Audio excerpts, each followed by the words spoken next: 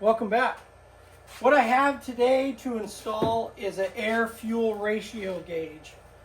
What this is going to do is tell us the air-fuel ratio coming out our exhaust pipe. It is a nice little digital monitor that we can read as we're driving down the road safely, and we can make adjustments to get it where we need it. But we've got to weld in a bung. The bung is going to go here. Then our O2 sensor goes in there. From here it'll go to the gauge. So let's drill our hole. Start by drilling a pilot hole.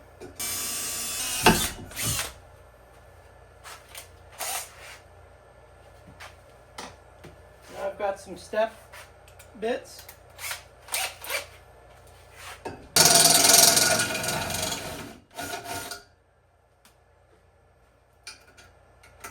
Beauty.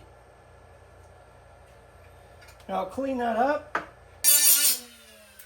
When you weld these bungs in, it is crucial that you have a nut or bolt that goes into this so you don't warp the threads. I even like to throw a little bit of anti-seize on here because these can expand and just lock this in.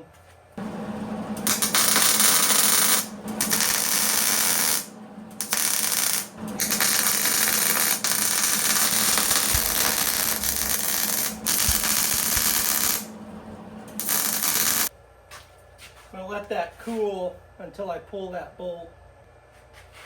Let's just spritz a little paint on there. Some silver will look pretty good, I think. Oh yeah, it's got the flake in it. Yeah.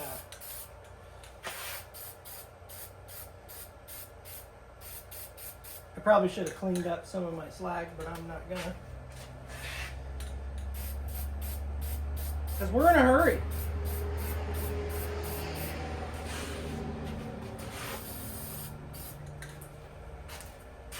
Man, that looks nice. Looks like silver bars. It's still hot. Okay, this can go back in on the truck, but I need to do my floor pan piece first. So we'll just bounce right back to this in a little bit. So we got our exhaust back on with the bung right here. Now we just need to install this O2 sensor. This is my travel toolbox. Carry that with me. Hopefully I don't need it. But if I do, I got it. It's right there. I'm going to go ahead and throw these zip ties in my go bag. Going on an 800-mile trip. Never know when you need a zip tie. Yeah, it was skin cancer. They cut it out yesterday. Told me to leave this bandage on for 2 days. Now we'll see the cab. This is for a computer. We're not going to use that. We're just going to look. We want to see the gauge, and that's it. I think what I'm going to do.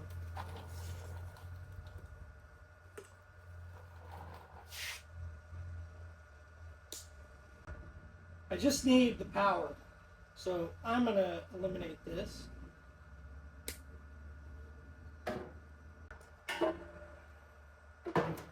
Now all I need is power and ground.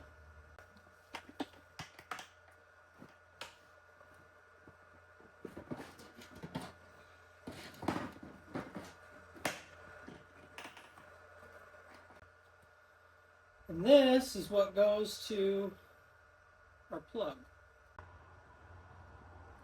Just going to ground this. Go to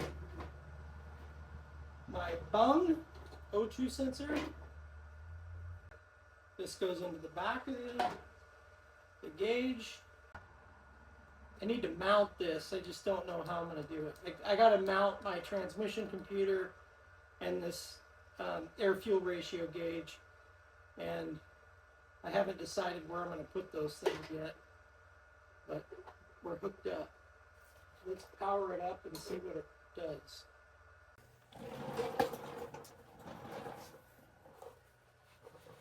Let's see if this thing lights up. Look at that.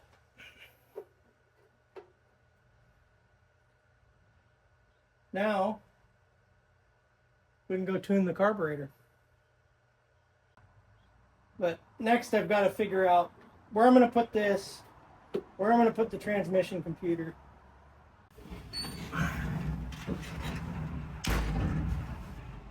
Our air-fuel ratio gauge is hooked up. The wires are all ran. Not super excited about all the wires, but it is what it is. I want to get 20 miles per gallon, and I want to put a lot of miles on this truck. So going with the 4L80 and air-fuel ratio gauge to get the carburetor dialed in where I can get it as lean as possible but still have the performance. I'll show you how it shows up on the dash.